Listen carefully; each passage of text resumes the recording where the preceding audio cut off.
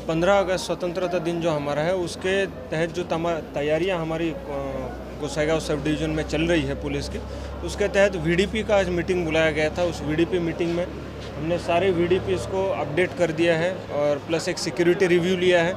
And हर घर तिरंगा जो कैंपेन हमारा चल रहा है उसके तहत भी हमने आज फ्लैग्स का डिस्ट्रीब्यूशन भी किया है।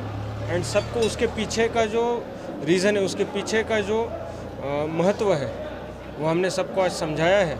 एंड अभी कोकराझार पुलिस का काम पूरी तरीके से 15 अगस्त किस तरीके से बिना किसी इंसिडेंट के और शांति से पार पड़े उसके लिए चल रहा है।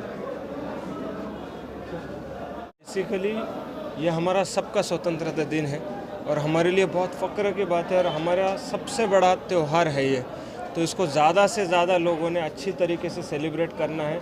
अपने घर के बाहर हमने हमारा देश का जो तिरंगा है वो हमने लगाना है। एंड वो सिर्फ लगाना नहीं है, तो हमारे जो अगली जनरेशन है उनको भी उसका महत्व समझाना है।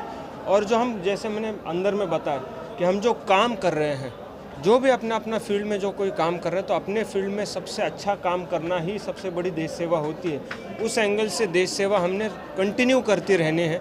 वो सिर्फ 5 या 6 दिन का, ये हफ्ते भर का कैंपेन ना होके ये सेलिब्रेशन हमारा कंटिन्यू चलते रहना चाहिए। Thank you.